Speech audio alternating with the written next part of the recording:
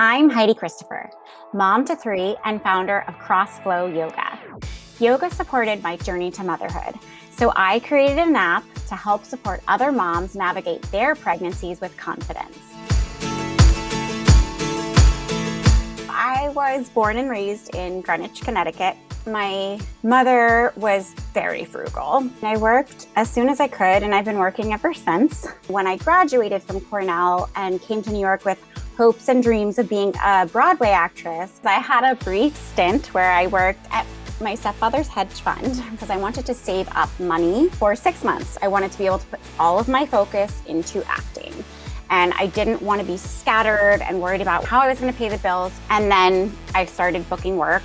So I was working on a soap opera. I had done a show for 2 years. I had a nice savings because I was never an exorbitant spender. Because in acting, you just don't know when your next paycheck is coming. I went into my first yoga class October 5th, 2007. I was just obsessed and in love with this practice. And I was so lucky to be a working actor, but getting told every single day that you're not enough, it's exhausting. People kept saying that I should do a teacher training. Eventually, I had 3 films fall out of finance, so I did the yoga teacher training. And I actually got job offers. I had sort of one foot in each world for a while before I was sure that I could earn a living in yoga. Finally, my manager called me late night on Tuesday and said, "You have a producer session for 30 Rock."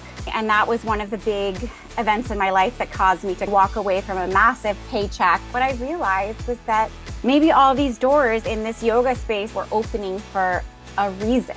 It's funny because most people have their day job to be an actor, and being an actor was my day job. I needed to know that I could sustain my New York City, Manhattan life. And what that looked like to me was I was offered 25 classes a week.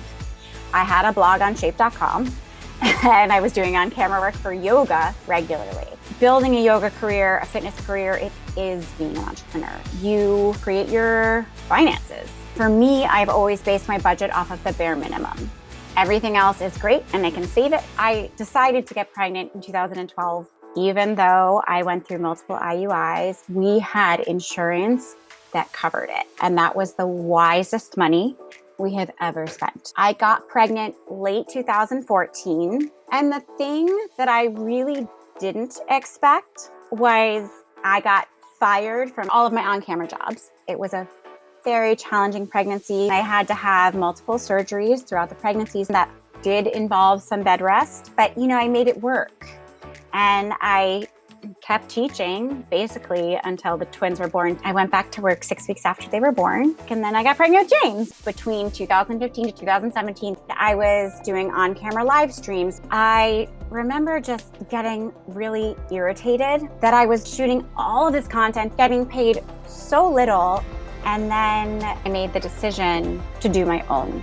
CrossFlow Yoga was created with a busy mom in mind, which fuses all kinds of yoga from cardio HIIT yoga to therapeutic yoga that I have done in conjunction with surgeons and doctors. We didn't accept funding. I built a nest egg. I gave myself a timeline and I said, okay, I need this to be financially salient in 2 years from the launch. I set up an app for $14.99 a month. It was a decision based on if I have X clients in 2 years, I will be okay. So investing my time and energy and finances in yoga is truly an investment in my own health and hopefully an investment in others' health as well. Becoming a mom did inform my need to create something on my own and not be at the whims of other people. My son, when he was 8 months old, needed a massive surgery. I had to stop working again. What I couldn't control with group classes as a mother, I could control with my app. Raising children in New York City, it's extra important to me that my children work hard and earn what they get. It is so important to me that they can stand on their own 2 feet and that they understand that they don't need anyone except for themselves.